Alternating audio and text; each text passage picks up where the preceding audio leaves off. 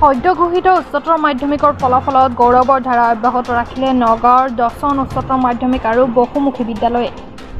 চৰকাৰী খণ্ডৰ বিদ্যালয়সমূহৰ দুখজনক পৰিস্থিতিৰ সময়ছোৱাতে 96% ফলাফলেৰে উজলিল শিক্ষানুষ্ঠানখন। কলা, বাণিজ্য আৰু বিজ্ঞান শাখাত প্ৰশংসনীয় ফলাফলেৰে শিক্ষানুষ্ঠানখনৰ বহুকেইগৰাকী ছাত্ৰ-ছাত্ৰীয়ে গৌৰৱ কঢ়িয়ালে নগাঁৱলৈ, যাক লৈ গৌৰৱান্বিত বিদ্যালয়খনৰ শিক্ষক সমাজ।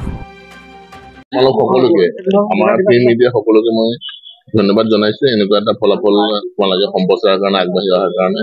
আমাৰ 10খন উচ্চতৰ মাধ্যমিক আৰু বহুমুখী বিদ্যালয় আমাৰ বিদ্যালয় সামগ্ৰিকভাৱে ভাল হৈছে। বেলেগ বিদ্যালয়ৰ লগত যেতিয়া আমি কম্পেয়াৰ কৰিবলৈ নাযাম আৰু 10খন স্কুলৰ ৰিজাল্ট গতানুগতিকভাৱে ভাল হৈ আহিছে। এইবছৰ আমাৰ সকলো ষ্ট্ৰীমতে আৰ্টছ, চায়েন্স, কমাৰ্চ সকলো ষ্ট্ৰীমতে আমাৰ 85ৰ এবভে আছে, 85%ৰ এবভ আছে সকলোতে। আৰু ধৰি লওক আমাৰ হায়েষ্ট পাৰ্চেন্টেজ এবাৰ পাইছে 91 চায়েন্সত, আৰু আৰ্টছত হায়েষ্ট আছে 90 পইণ্ট চামথিং, কমাৰ্চতো 90 হায়েষ্ট যিটো ষ্টুডেণ্টে পাইছে। গতিকে আমাৰ 90 ক্ৰছ কৰিছে বৰ্তমান এবাৰ যি ফলাফল ওলালে আৰ্টছ, চায়েন্স, কমাৰ্চ গোটেইকেইটাতে, আৰু গোটেইকেইটা ষ্ট্ৰীমতে আমাৰ পাৰ্চেন্টেজ 85ৰ ওপৰত আছে। যিসকলে হায়েষ্ট পাৰ্চেন্টেজ পাইছে নাম ক'ব পাৰিব? নামটো আমাৰ অফিচে উলিয়াই আছে, গতিকে সদ্যহতে আমি ঘোষণা কৰিব পৰা নাই।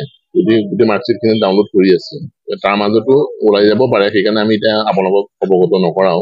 কিন্তু মানে অভাৰঅল আমি চাওঁতে ওলাই গৈছে যে সকলো 3টা ষ্ট্ৰীমতে 90+ আমাৰ পাৰ্চেন্টেজ আছে। এই যি ফলাফল আপোনালোকে লাভ কৰিলে, এই ফলাফললৈ কিমান?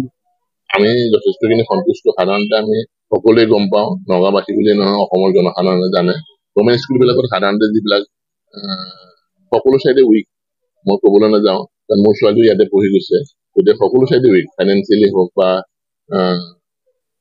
অলপ কম, মানে শিক্ষাৰ ক্ষেত্ৰত অলপ কম, যদি 3rd ডিভিজন ফাণ্ডামেণ্টেল তেনে ষ্টুডেণ্টে পঢ়ে বুলি মানুহৰ মাজত এটা ধাৰণা আছিলে যদিও, গতিকে আমি দেখুৱাব বিচাৰিছো যে তেনে ষ্টুডেণ্টে পঢ়িলেও এই বিদ্যালয়বিলাকত যদি আমাৰ এটা সঠিক শিক্ষা দিয়া হয় শিক্ষাগুৰুসকলে, সেইটো আমি প্ৰতিফলিত কৰিব বিচাৰিছো। আমাৰ প্ৰত্যেকজন শিক্ষাগুৰুৱে এই ক্ষেত্ৰত যথেষ্টখিনি কষ্ট কৰিছে আৰু কৰি যাব বুলি মোৰ আশা আছে। গতিকে সেইকাৰণে এনেকুৱা এটা ফলাফলৰ আমি মুখ দেখিবলৈ পাইছো। আৰু ইয়াতকৈ প্ৰতি বছৰে ভাল হ'ব। যোৱা বছৰটো ইয়াৰ পৰাই ষ্টেটত 2nd ৰেংক পাইছে, সেইটো এটা ভাল ফলাফল। ভাল হৈ আহিছে। আৰু যেনেকুৱা ধৰণৰ ল'ৰা ছোৱালী নহওক কিয়, কাৰণ আমি এইটোৱে প্ৰতিফলিত কৰিব বিচাৰিছো ৰাইজৰ আগত যে 10খন স্কুলত যিসকল শিক্ষাগুৰু আছে তেওঁলোকে সঁচাকে শিক্ষাদানৰ বাবেহে জইন কৰিছে, চাকৰিৰ কাৰণে নহয়। তেওঁ এজন শিক্ষক, প্ৰকৃত শিক্ষক, আৰু সেই প্ৰকৃত শিক্ষক হোৱাৰ কাৰণে প্ৰকৃত প্ৰক্ৰিয়াৰ জৰিয়তে ছাত্ৰ ছাত্ৰীসকলক জ্ঞান দিব পাৰিছে, আৰু ছাত্ৰ ছাত্ৰীসকলেও তেনেধৰণে ফলাফল ৰাইজৰ মাজত দিব পাৰিছে। সেইকাৰণে মই বহুত সুখী হৈছো, আৰু আপোনালোকক মই পুনৰবাৰ ধন্যবাদ জনাইছো। আকৌ আশা ৰাখিছো আৰু দেই এনেধৰণৰ যাতে ৰিজাল্টবিলাক সম্প্ৰচাৰ কৰে আৰু বিদ্যালয়